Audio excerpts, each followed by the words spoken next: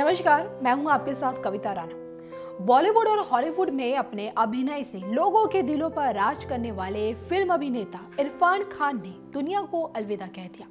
Cancer की जंग लड़ते हुए इरफान ने अपने दिल की बातें मीडिया के नाम एक चिट्ठी में लिखी थी और वो खत अब उनका आखिरी खत बन चुका है।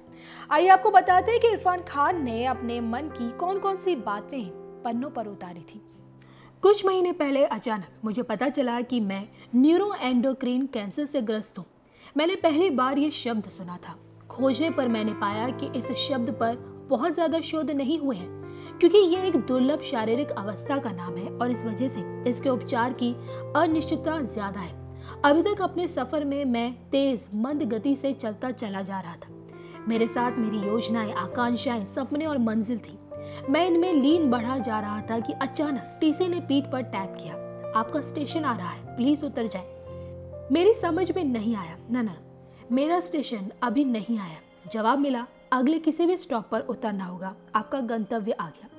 अचानक एहसास हुआ कि आप किसी ढक्कन की तरह अनजान सागर में अप्रत्याशित लहरों पर बह रहे। लहरों को काबू करने की गलतफहमी लिए इस हड़बोंग सहम और डर में घबराकर मैं अपने बेटे से कहता हूँ कि आज की इस हालत में मैं केवल इतना ही चाहता हूँ कि मैं इस मानसिक स्थिति को हड़बड़ाहट, डर, बदहवासी की हालत में नहीं जीना चाहता। मुझे किसी भी सूरत में मेरे पैर चाहिए जिन पर खड़ा होकर अपनी हालत को तटस्थ होकर जी पाऊँ।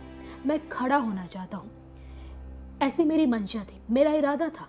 और कुछ हफ्तों के बाद मैं एक अस्पताल में भर्ती हो गया। बेइंतहा दर्द हो रहा है, ये तो मालूम था कि दर्द होगा, लेकिन ऐसा दर्द, अब दर्द की तीव्रता समझ में आ रही है। कुछ भी काम नहीं कर रहा है, ना कोई सांत्वना और ना कोई दिलासा। पूरी कायनात उस दर्द के पल में सिमट आई थी। दर्द खुदा से भी बड़ा और विशाल महसूस हुआ। रिचर्ड्स का मुस्कुराता पोस्टर है मेरे बचपन का ख्वाब का मक्का।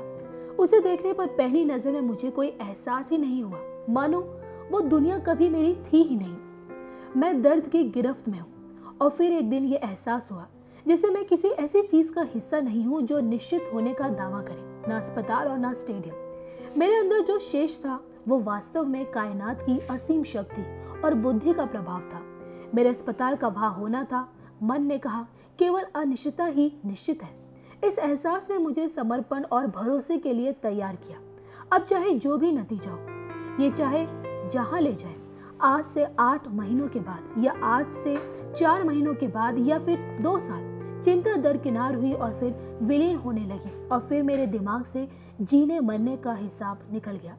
पहली बार मुझे शब्द आजादी का एहसास हुआ, सही अर्थ में एक उपलब्धि का एहसास। इस कायनात की करनी में मेरा विश्वास ही पूर्ण सत्य बन गया। उसके बाद लगा कि वो विश्वास मेरे हर सेल में बैठ गया।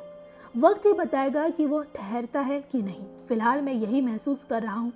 इस सफर में मेरी सारी दुनिया के लोग सभी मेरे सेहतमंद होने की दुआ कर रहे हैं, प्रार्थना कर रहे हैं। मैं जिन्हें जानता हूँ और जिन्हें नहीं जानता, वो सभी अलग अलग जगहों और टाइम जोन से मेरे लिए प्रार्थना कर रहे हैं। मुझे लगता है कि उनकी प्रार्थनाएं मिलकर एक हो गई हैं। एक बड़ी शक्ति तीव्र जीवन धारा बनकर मेरे स्पाइन से मुझ में प्रवेश कर सिर के ऊपर कपाल से अंकुरित हो रही है।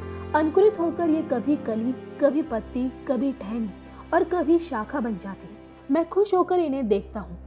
लोगों की सामूहिक प्रार्थना से उपजी हर टहनी, हर पत्ती, हर फूल मुझे एक नई दुनिया दिखाती है। एहसास होता है कि जरूरी नहीं कि लहरों पर ढक्कन का नियंत्रण हो, जैसे आप कुदरत के पालने में झूल रहे हो।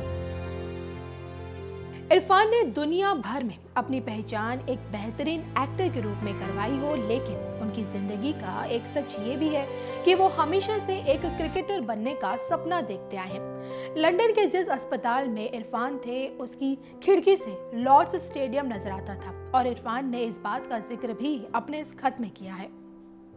आपको बता दें कि Irfan Khan high grade neuroendocrine cancer से जूझ रहे थे और वो इससे रिकवर करने की कोशिश में लगे हुए थे। इस बीच उनकी मां के निधन की खबर आई और तुरंत ही इरफान की हालत बिगड़ने की चर्चाएं शुरू हो गई।